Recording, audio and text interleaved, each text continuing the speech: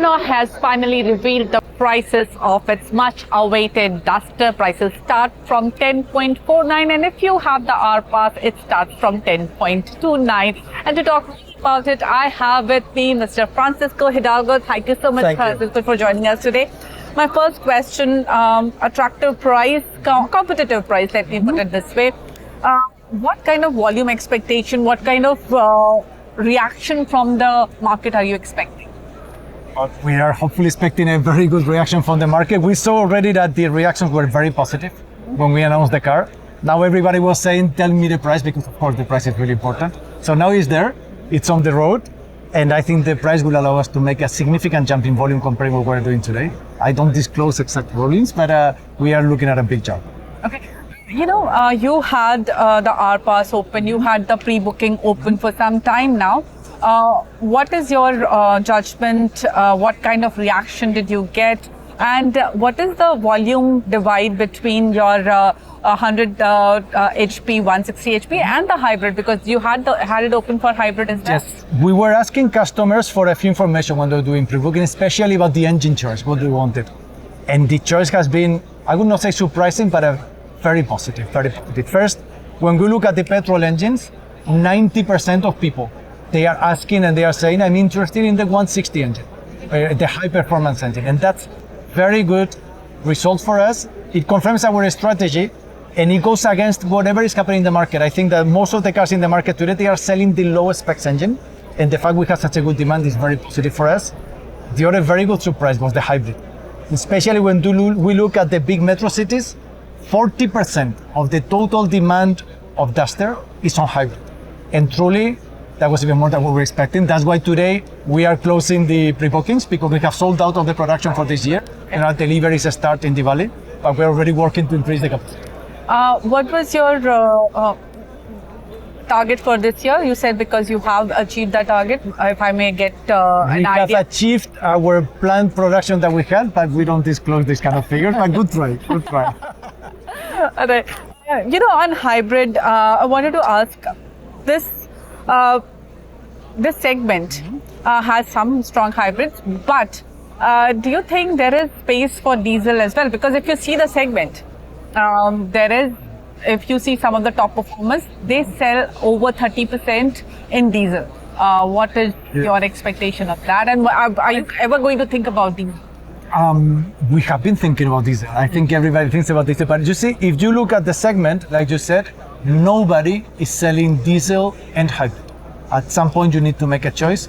Now, when you have cars or brands that are already carrying the diesel, it's very hard to give up. They are doing a big volume, like you said.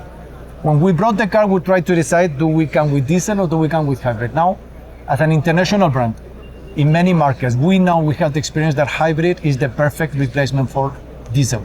And it comes with a lot of advantages. So we made the choice for the present and for the future to come with hybrid.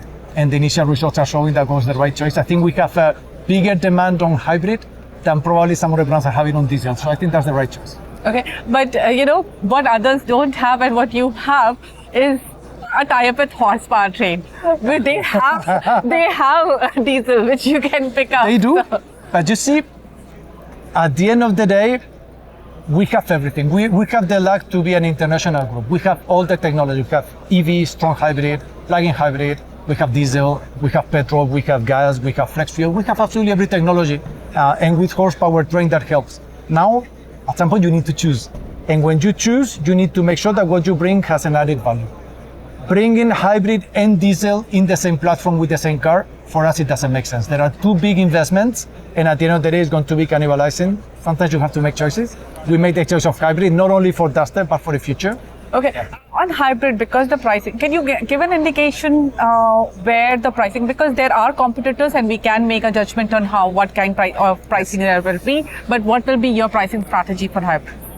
The pricing strategy will be announced before deliveries. So that will be deliveries for hybrid will start somewhere in the valley. So probably 1 or 2 months later. I think price is important, but our hybrid technology is the best hybrid technology in the market. So I want to make sure that we spend the time to explain why it's the best and how does it work, that people experience what it brings, and that they look at the price together. I don't think that price by itself makes much sense. So we want to make the package together in just a few months. You know, if you see the competitors, they have naturally aspirated engine, and that helps them bring down the prices. Yes. The starting price, they are able to manage it very well. Will you think about naturally aspirated, and especially because you have plans for CNG as well? So is that something that you will consider? No, we are, each brand is different, has a positioning, has a different brand. We are a European brand focused on engineering and high performance engines. So for us, on petrol, like you're saying, our choice is on turbo. So we'll make sure that we have always some of the best performing engines in the market with turbo technology. We are very comfortable with that. And when you drive it, you feel it. Last question. We just heard Renault Global Management talk about India specifically in a big way. We have heard about Bridger, and we are all very excited about it. But they were saying that they are going to launch 4 products. So we know there's one 7-seater on the same platform coming soon. There is Bridger coming. What is that 4th mystery product? It's Duster. Today, please allow me to talk about. Look, we are going to be meeting very often to talk about a lot of very exciting news about Renault. I trust you on that. But today, we've been waiting for this car for so long. So just for today, I will just focus on it. All right.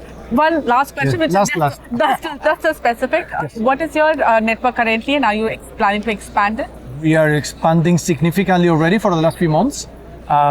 Can you give us some numbers? What were the numbers, say, beginning of 6 months back, and where they stand today, and what are your targets? It's a moving number. My plan is that between last month and the coming 2 or 3 months, we are going to open more than 50 new showrooms all over the country, and especially in the big cities and the big metros. I think Renault has historically been quite strong in the rural India, and we are quite strong there. Now with this kind of car, is the car that everybody was expecting in the big metros. And we have a very strong demand. I'm meeting a lot of candidates every week and people who are very excited about this, and also about the new products that are going to come, because once again, Duster is not the end of the road, it's just the first on a fascinating journey we're getting into. Thank you so much for taking Thank you very time. much.